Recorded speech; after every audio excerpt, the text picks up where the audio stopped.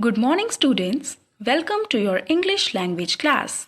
In your previous session, you had learned the uses of each and every, either and neither, elder, eldest, older, oldest, each other and one another. Today, we will continue the chapter, the correct use of some adjectives.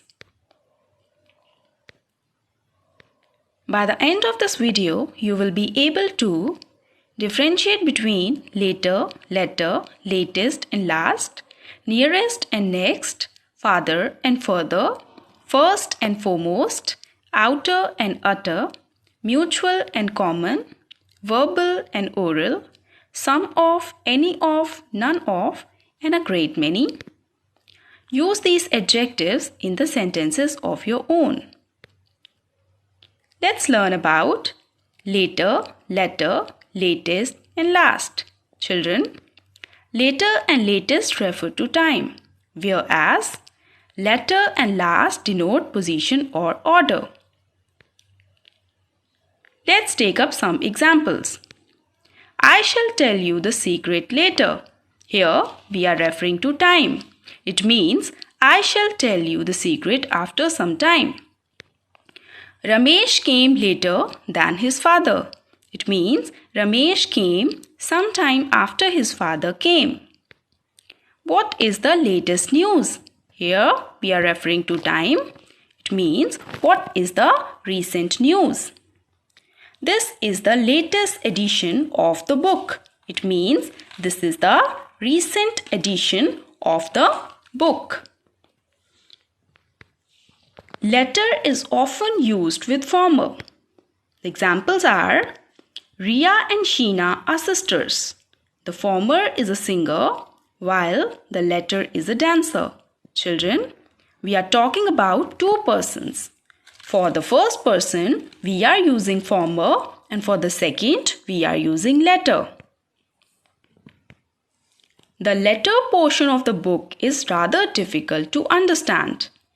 Here, if we divide the book into two portions, the first portion is easy to understand while the second portion is rather difficult. So we have used the word latter for the second portion. He is sitting on the last bench. Here we are referring to position. We are talking about position. Where is he sitting? He is sitting on the last bench. The last story is the most interesting. Which story? The last story. Children, let's proceed to nearest and next.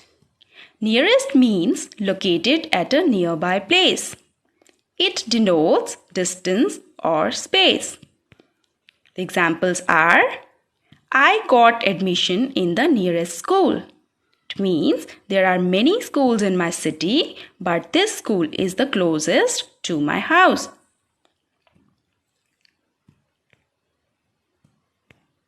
The patient was admitted to the nearest hospital. In the case of emergency, we would not search for various hospitals. We would take the patient to the closest possible hospital. That's why the patient was taken to the nearest hospital. Next denotes order or position. The examples are my brother lives next to my house. Where is the house located? It is next to my house. So it is showing the position. She was sitting next to me. Where was she sitting? She was sitting next to me. So here also we are referring to position. Let's move on to farther and further. We use farther when we are referring to distance. The examples are Allahabad is farther from Jaipur than Agra. Children, here we are referring to distance. So we have used farther. Let us walk a little farther. Here also we are talking about distance. Students, the word far makes it clear that we are talking about distance. Further means something additional. Let's take up examples. This must be finished without further delay. That means that the work should be done without any more delay. We must get further information. That means already we have some information and we need additional information. So we have used further. Let's move on to first and foremost. First indicates order or position. I stood first in the class. I was the first to oppose the proposal. Whereas foremost means most significant or most important. To serve our aged parents is our foremost duty. So children, what is our most important duty? To serve our parents. So we have used foremost. The next one is outer and utter. Outer shows location, state, or phase. The thieves jumped over the outer wall and entered the house. Here we are referring to outer location. I walked along the outer edge of the track. Here also we are referring to outer location. Whereas utter shows the ultimate or the extreme position. Let's take up examples. Hari took up begging in utter poverty. It means when his condition became extremely bad, Hari took up begging.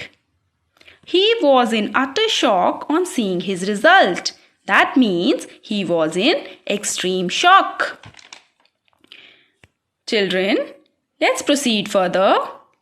Mutual and common. Mutual means reciprocal. That means whatever feeling I express, the other person also expresses the same feeling. The examples are, they have mutual love and regard. It means they both love and regard each other. Let's take one more example. We are mutual friends. That means the feeling of friendship is mutual. Both regard each other as friends. Children, let's learn about common. Common means belonging to many or to all. The examples are, we are introduced to each other by a common friend. That means he was his friend also and he was my friend also. So he was a common friend. She and I have a common interest. We both collect postal stamps. Again, we are referring to the interest which is common to both of us. Let's learn the difference between verbal and oral. Verbal means relating to words. These words can be spoken as well as written words. The examples are, he gave a verbal explanation. Students, this explanation can be a written explanation or explanation that was spoken orally.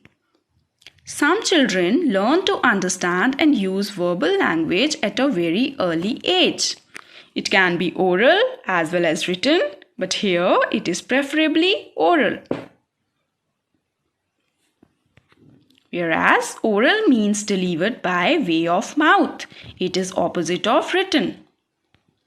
The examples are, she sent me an oral message. Here she spoke the message. The message was not in written form. When James broke his arm, he was allowed to take oral test. Students, let's learn the use of some of, any of and none of. Some of and any of are used like some and any. Some of is used in affirmative sentences,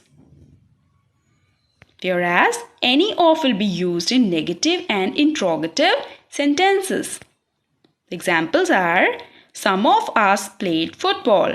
We have used some of as the sentence is affirmative sentence.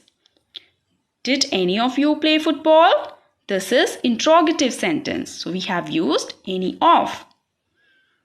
Children, some of and any of are used with both the countable and uncountable nouns, but none of is used only with the countable nouns.